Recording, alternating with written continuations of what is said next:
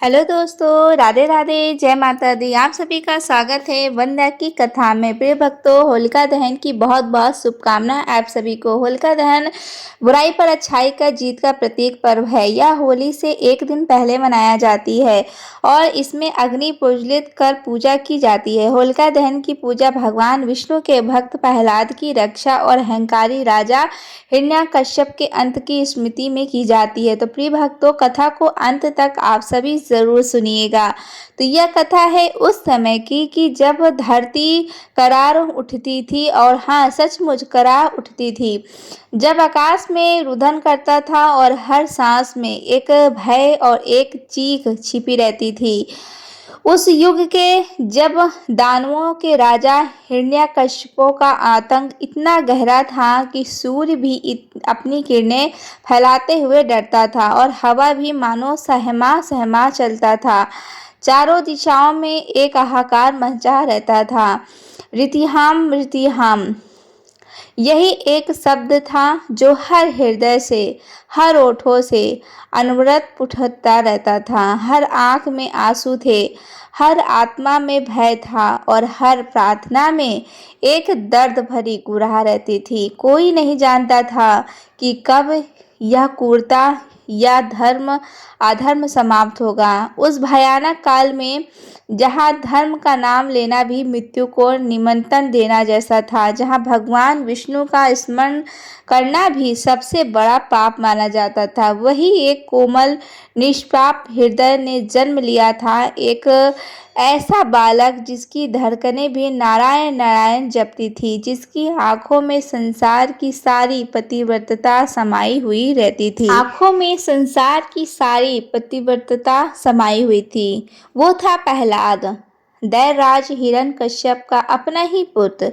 नीति का यह कैसा क्रूर परिहास था। एक पिता जो भगवान का परम शत्रु और एक पुत्र जो उनका परम भक्त। यह विडंबना ही तो उस हृदय विदारक संघर्ष का बीज था जिसने पूरे जगत को रुला दिया था। और आज भी जब उस कथा का स्मरण होता है तो आंखें अनायास ही नम हो जाती हैं। प्रहलाद मात्र एक नाम नहीं था, यह तो भक्ति की एक पुकार थी, आस्था का एक अदम्य प्रतीक था, जिसने उस युग के अंधकार को चीरकर एक नई लौ जलाई थी।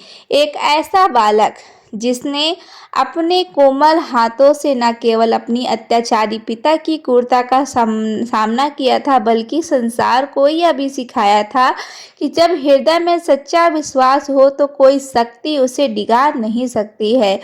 हिरण्यकश्यप, हाँ, वही अहंकारी दानव जिसने वर्षों तक कठोर तपस्या कर ब्रह्मा जी से यह वरदान प्राप्त किया था कि वह ना दिन में मरे, ना रात में मरे, न घर के भीतर न बाहर, न शस्त्र से, न अस्त्र से, न मनुष्य से, न पशु से, न भूमि पर, न आकाश में।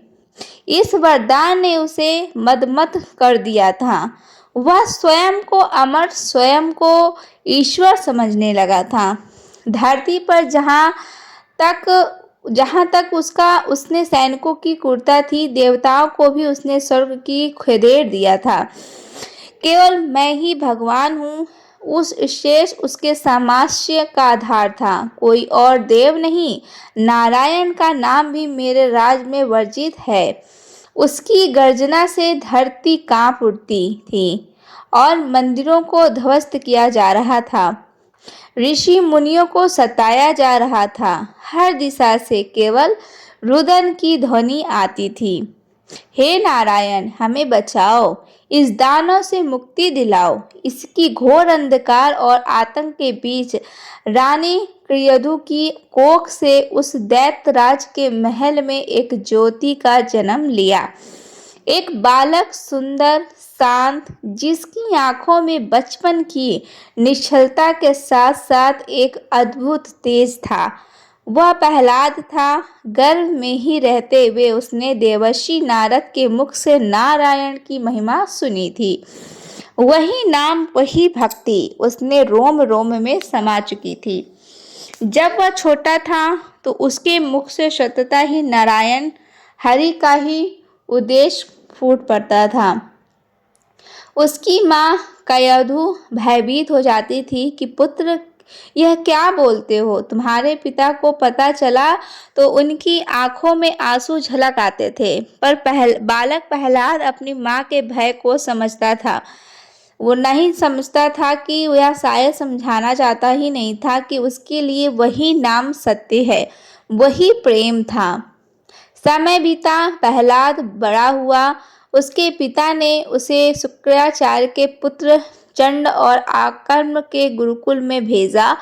यह गुरुकुल दानवी शिक्षा का केंद्र था, जहाँ पर बच्चों को अस्त्र चलाना, मायावी विद्याएं सिखाना और भगवान विष्णु के प्रति घृणा करना सिखाया जाता था। पर प्रहलाद हृदय में तो पहले ही भगवान का नाम का अमृत भर चुका था।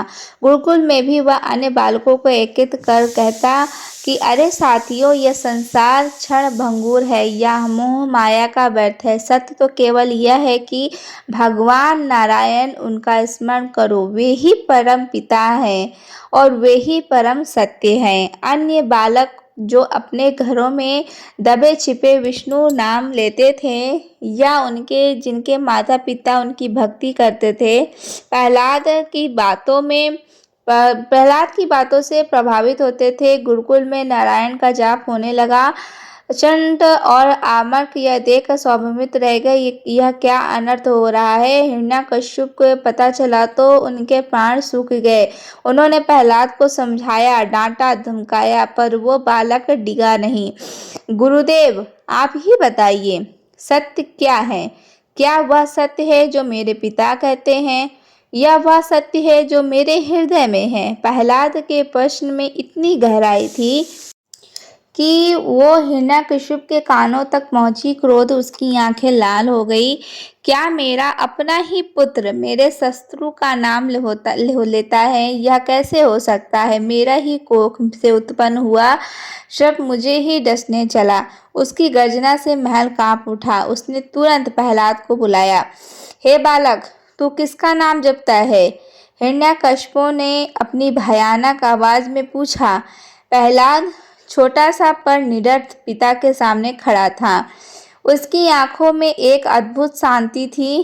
पिताश्री, मैं भगवान नारायण का नाम जपता हूँ, वही मेरे परम सत्य है, वही इस सृष्टि के स्वामी हैं। उसके मुख से यह शब्द ऐसे निकले मानो कोई कोयल मधुर गीत गा रही हो। हिरण्यकश्यप ने अपना सिंहासन छोड़ दिया।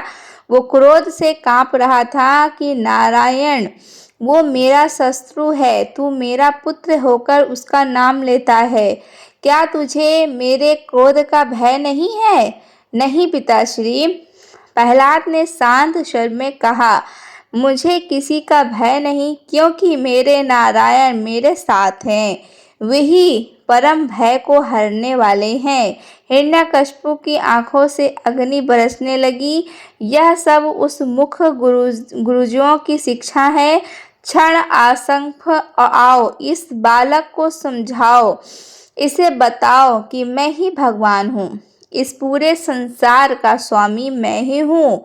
गुरुओं ने भयभीत होकर प्रहलाद को समझाया, डराया और लालच दिया, पर जब सब व्यर्थ था तो प्रहलाद अपनी बात पर अटिक रहा। पिताश्री, वे नारायण कण कण में व्यस्त रहा।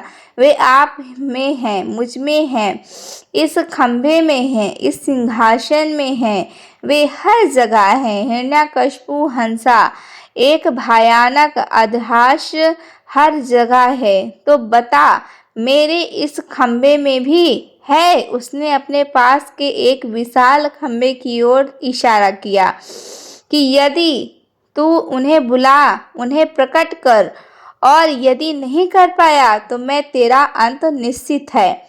उसके बाद इस बातचीत से पहले ही हिरण्यकश्यप ने प्रहलाद को अनेक प्रकार से पराजित किया था।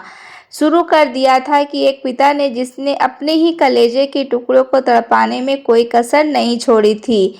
यह हृदय विदारक दृश्य था। महल की दासियां, सैनिक, मंत्री सब यह देखकर अपने आंसू नहीं रोक पाते थे कि पर हिरण्यकश्यप के भय से कोई कुछ नहीं बोल पाता था। इस बालक को पर्वत के से नीचे फेंक दिया। तो हिरण्यकश्यप ने आदेश दिया कि सैनिकों ने प्रहलाद को एक ऊंचे भयानक पर्वत की ओर चोटी पर ले जाकर धकेल दिया है। नीचे गहरी खाई थी जहां नुकीले पत्थरों की सिवा कुछ नहीं था। प्रहलाद गिरा था, पर उसकी आंखों में भय नहीं था, केवल नारायण का ही नाम था। नारायण नारायण, हे मेरे प्रभु। उसके ओंठ हिल रहे थे और यह क्या, जैसे ही वह गिरने लगा धरती से सैकड़ों हाथ प्रकट हुए और जिन्होंने उसे अपनी गोद में उठा लिया।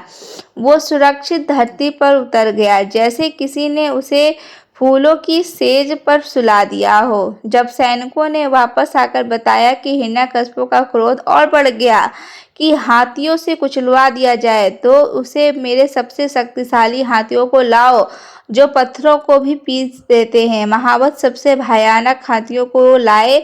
उन्हें मंदिरा पिलाई गई ताकि वे अधिक क्रूर हो जाएं। प्रहलाद को हाथियों के पैरों तले कुचला जाने लगा। नारायण, हे कृष्ण, मेरी रक्षा करो। बालक के मुख से सिर्फ यही पुकार निकल रही थी कि आश्चर्य, हाथी जो पत्थरों को भी क्षण भर में धूल बना देता है, उस कोमल बालक के पास आकर सहम गए। वे अपने सूर उठाकर सूंघने लगे जैसे किसी पवित्र आत्मा का प्रणाम कर रहे हों। उन्होंने प्रहलाद को छुआ तक नहीं। महल की दासियां यह देखकर रो पड़ी। प्रभु की लीला, प्रभु की महिमा। पर वे फुसफुसाहट में ही यह शब्द बोल पाई, विषधर सांपों से डसा दो इसे मेरे राज्य के सबसे विषैले सांप, जिनका एक दस भी मृत्यु का दूत बन जाता है। हिरण्यकश्यप की आंखों से प्रतिशोध की अग्नि अदरक रही थी। प्रहलाद को सांपों से भरे एक गड्ढे में डाल दिया गया। सैकड़ों विषैले सांप फुसफुसाते हुए उसकी ओर बढ़े, पर जैसे ही वे प्रहलाद के निकट आए, उनके फन झुक गए। उन्होंने बालक के कोमल शरीर को छुआ, पर काटा नहीं। ऐसा लगा मानो वे उसे डसने नहीं बल्कि प्रणाम करने आए हों। प्रहलाद शांत मुद्रा में आंखें मूंद कर भगवान का नाम जप रहा था।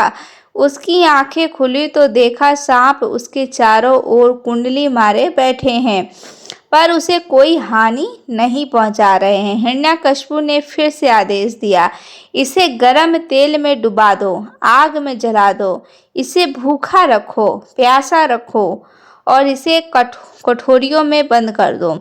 कितने ही दिन ये कितनी ही रातें बीती। प्रहलाद को गर्म तेल के कहे में डाला गया, पर वह तेल ठंडा पड़ गया। उसे अग्नि में धकेला गया, पर अग्नि ने उसे छुआ तक नहीं।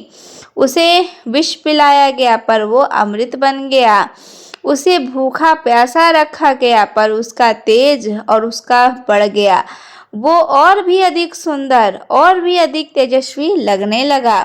महल की दासियां जो उसे भोजन देने आती थीं, छिप छिप कर रोती थी, कैसे पिता है यह, अपने ही बेटे को। उनके मन में दर्द उठता था, पर रानी का या जादू तो हर पल असुधरा बहती रहती थी। मेरे लाल, तू क्यों नहीं मानता? एक बार पिताश्री की बात मान ले। यह प्राणों का संकट है। पर प्रहलाद उन्हें समझता था, माँ, यह संकट नहीं, यह तो भगवान की लीला है। वे मेरी परीक्षा ले रहे हैं और मैं इस परीक्षा में सफल होकर ही दिखाऊंगा। हिरण्यकश्यप का क्रोध अब पराकाष्ठा पर पहुंच चुका था। यह बालक मरता क्यों नहीं है? क्या इसे मारना असंभव है? इसकी यह भक्ति या मुझे ही समाप्त कर देगी। उसने अपनी बहन होलिका को बुलाया। होलिका को ब्रह्मा जी ने एक वरदान मिला था कि उसे एक ऐसी चादर प्राप्त थी जिसे ओढ़ने पर अग्नि उसे जला नहीं सकती। होलिका, मेरे सहायता करो, इस बालक को समाप्त करो। तुम इस चादर को ओढ़कर इसे अपनी गोद में लेकर अग्नि में बैठ जाओ।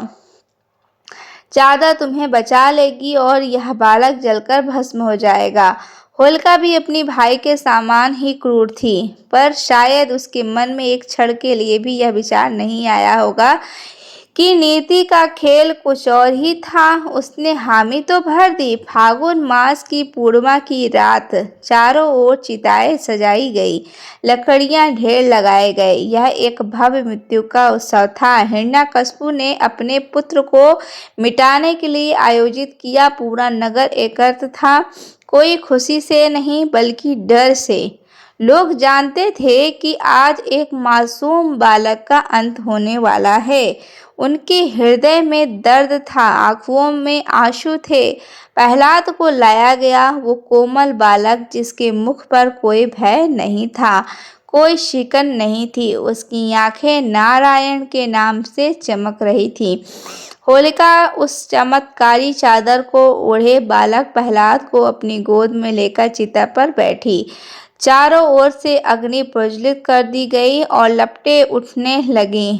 प्रचंड अग्नि जो सब कुछ जलाकर राख कर देती है, उसने प्रहलाद को घेर लिया और लोग चीख उठे, प्रहलाद बालक के नारायण बचाओ। उस मासूम को माताओं ने अपने बच्चों को सीने से लगा लिया। उनकी आंखों में अश्रुधारा बह रही थी। यह कैसा अनर्थ हो रहा है हे भगवान, यह पाप क्यों होने दे रहे हो आप? प्रहलाद अग्नि के बीच बैठा था, उसके मुख से अभी भी वही नाम निकल रहा था, नारायण नारायण। हे मेरे हारे के मेरे प्रभु। वो जल नहीं रहा था, बल्कि उसकी आंखों में एक अद्भुत तेज था, एक विश्वास था कि अग्नि की लपटें उसकी चारों ओर नृत्य कर रही थीं, पर उसे छू नहीं रही थीं। यह तो वह क्षण था जब भक्ति स्वयं अग्नि से भी अधिक प्रबल सिद्ध हो रही थी। और फिर एक चमत्कार हुआ, एक ऐसा चमत्कार जिसने वहां खड़े हर व्यक्ति को सुशंभित कर दिया। अचानक एक तीव्र हवा चली। चादर जो होलिका को अग्नि से बचा रही थी, वो उड़कर होलिका के शरीर में हटकर बालक प्रहलाद के ऊपर आ गई। और यह क्या हुआ, क्षण भर में ही चादर होलिका के कवच थी, वही प्रहलाद का रक्षक बन गई।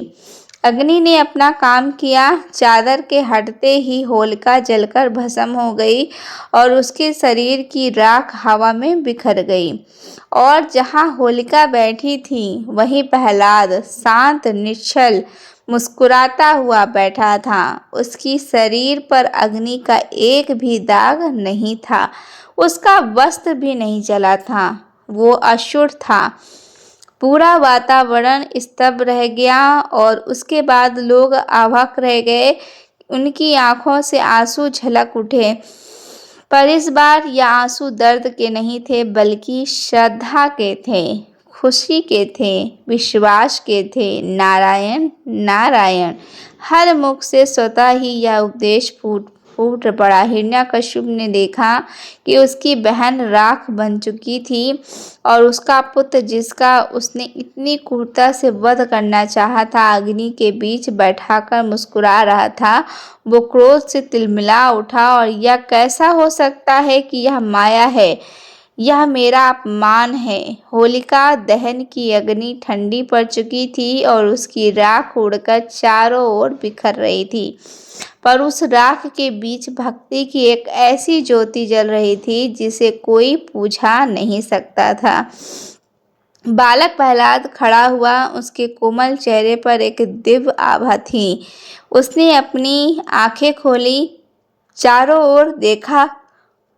सभी की आंखें नम थीं, पर चेहरे पर एक नई आशा थी, एक नया विश्वास था। इस घटना से हिरण्यकश्यप को और भी अंधा कर दिया था। उसका अहंकार और चरम पर था। क्या तू अब भी मानता है कि तेरा नारायण कण कण में है? उसने प्रहलाद से पूछा। उसकी आवाज में प्रतिशोध की भयानक आग थी। हाँ पिताश्री, वे यही है, हर कण में, हर जगह। यहाँ इस खंबे में भी। प्रहलाद ने पास के एक विशाल मजबूत खंबे की ओर इशारा किया। तो फिर बुला उसे प्रकट कर। यदि वह इस खंभे से निकला तो तेरा अंत आज निश्चित है।